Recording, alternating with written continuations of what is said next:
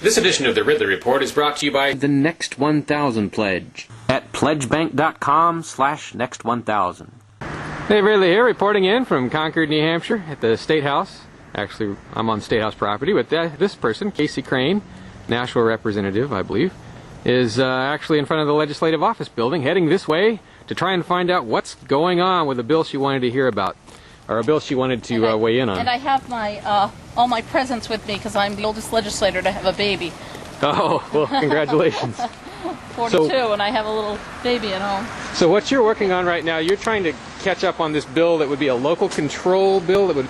Yeah, it would basically preserve local control of education funding, which is something that we really have to do. I mean, we've gotten away from it.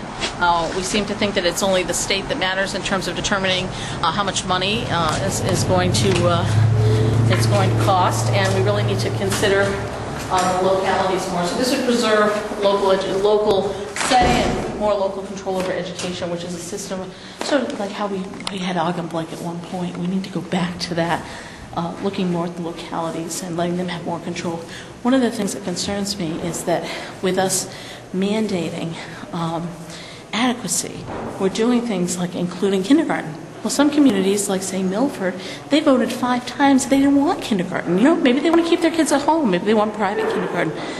They voted they didn't want it, and yet we have mandated kindergarten as part of education, which means now they're going to have to pay to provide for a kindergarten, even though the parents said they didn't want a kindergarten. So there's a lot of things happening with this mandating of education and mandating what is adequate that is going to cost taxpayers quite a bit of money, and it's something that some people have decided that they would like another choice on.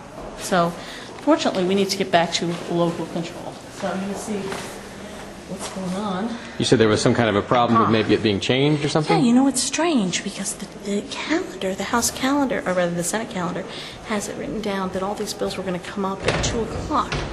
But originally, there's the chairman. Well, he went by too quick, or I would have asked him. But if you see here now, it says 3:30. So maybe the House, the Senate calendar was wrong. Next 1000.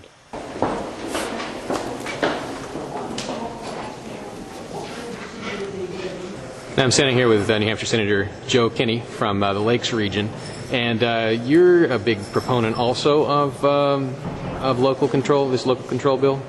Absolutely. New Hampshire is all about local control, particularly when it comes to educational funding. And it's a constitutional amendment that I've offered that I want to give the voters an opportunity to vote on it for once and for all. What do you think is the connection with this? How much is this going to have to do with whether we get an income tax? Well, I think if you pass a constitutional amendment that keeps it at the local level and talking about standards, curriculum, and funding, and additionally knowing that there needs to be partnership with the state for property-needy communities, that will prevent ourselves from going into a broad-based tax situation. You think the Democrats want secretly for us to have an income tax?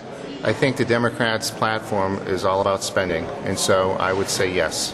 How much concern do you have? How much is spending up over last year?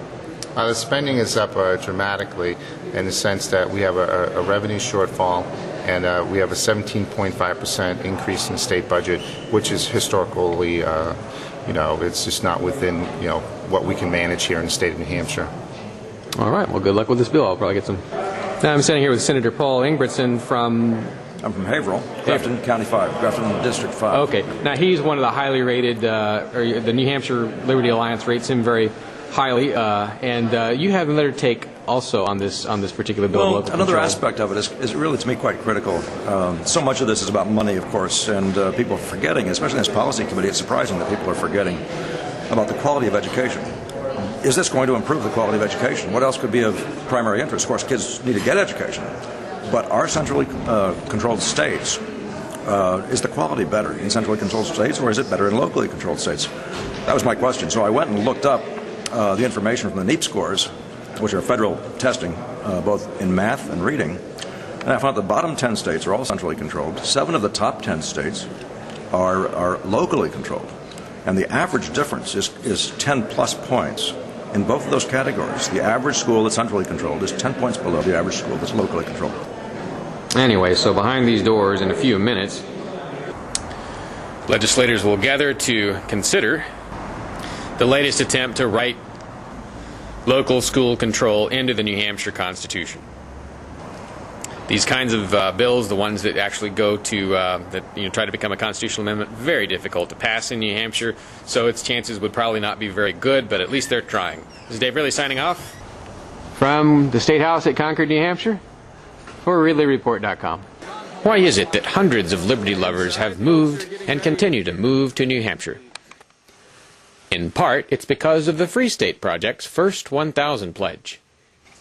The success of that pledge gave this man an idea.